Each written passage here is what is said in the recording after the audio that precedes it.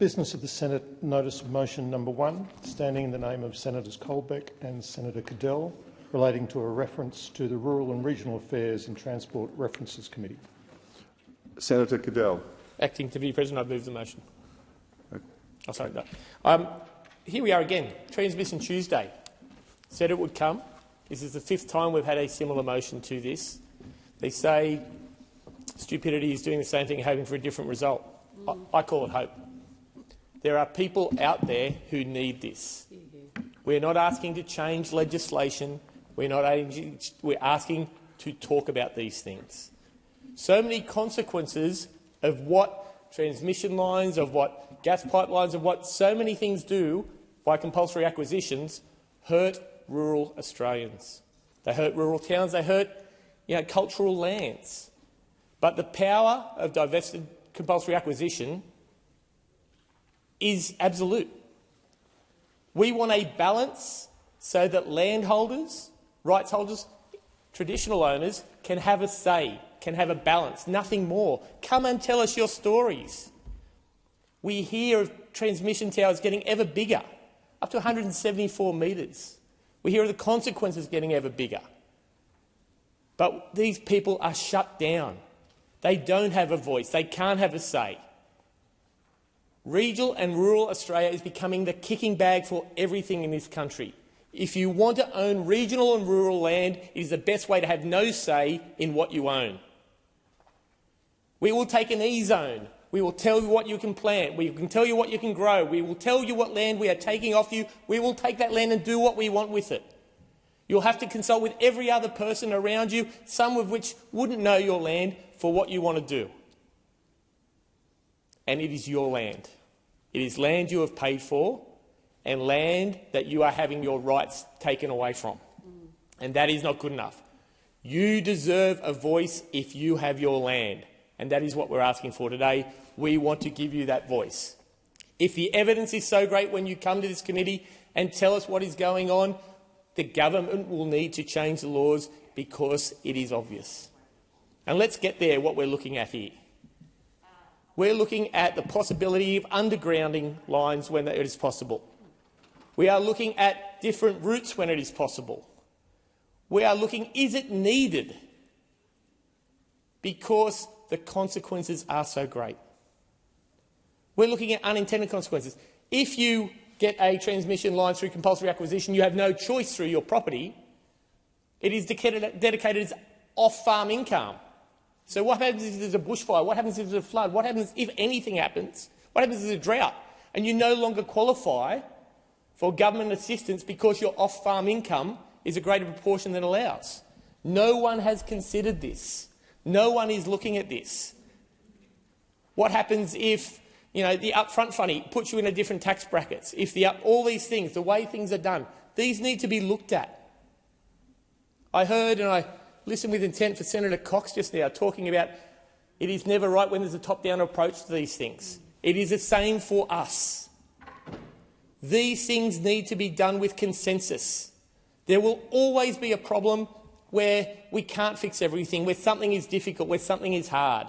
And we get that. No, never, never, never will we get 100%, but we need to try, we need to aim for it. Because if we aren't aiming for best practice, we are deciding to fail. So we are here today asking again to give rural and regional Australia, traditional owners of land, environmental land, a voice in how we do this. We hear about these transitional authorities, just transitional authorities, to look after workforces in these areas. But if you're a landholder, you are left out of that. You don't deserve a just transition. You don't deserve a look at how this works, how it affects you, what happens. And remember the numbers from last time. We are talking about Stage 1 and Stage 2 requiring 77,000 square kilometres, the size of Singapore, the size of Bahrain. They're just going to take that land in Australia. And let's not forget Stage 3 of Rewiring the Nation, 28,000 kilometres, almost 3 times as big as that. And we say this is the way to look after the environment of Australia? This is not the way to look after the environment of Australia. This is the way to look after towers in Brisbane and in Marrickville and in all the capital, Melbourne. When you want your power, when you want your 400 flat screens in a tall building, you want your 200 electric cars powered downstairs, the bush can pay. That's right. Because why? They have no power. Because they are spread out. Because they are vulnerable. Because they don't vote Labor and they don't vote Green. Let's get down to it. We see a trip down, and I think Ms Webster and the other place, Ms Webster, had some people show up to a protest where the Prime Minister was there. And suddenly there's a bit of an inquiry.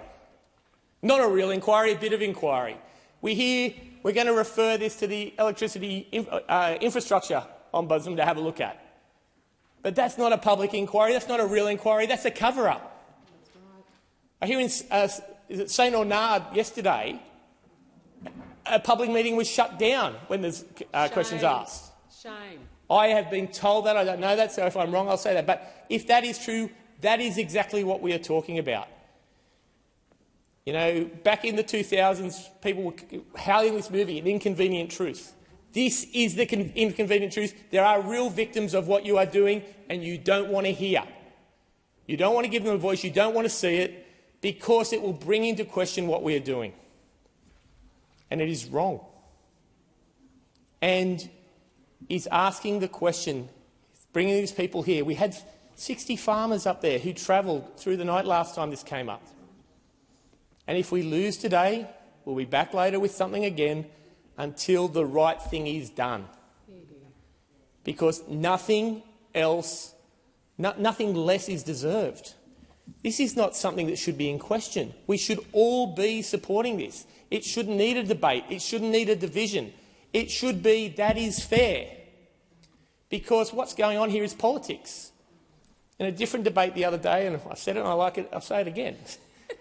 Leadership shouldn't divide. Leadership should unite. And what we are doing here is having a government policy divide the powerful and the powerless over power. The politics are you don't count if you live in a region, so you can shut up and go home.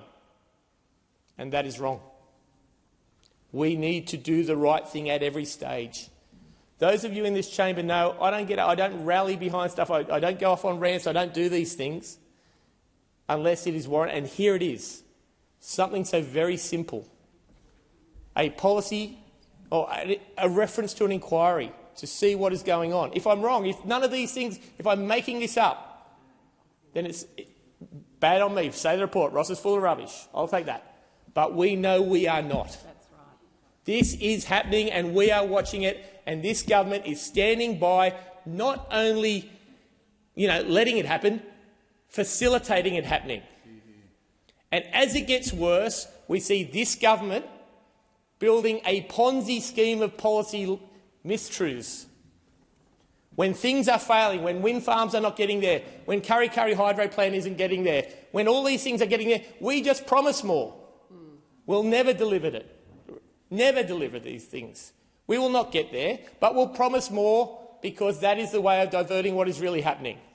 When we see farmers losing agricultural land to towers, when we see environmental lands bulldozed for these 150-metre wide easements, when we see all of this happening, when we see pipelines going through private lands, and let's let state governments, Victoria can reroute an entire section of their plan because it's politically inconvenient.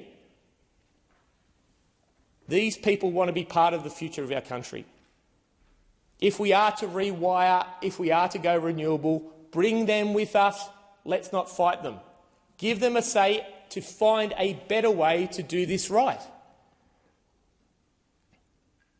We are living cost of living, and I get that, that's precious.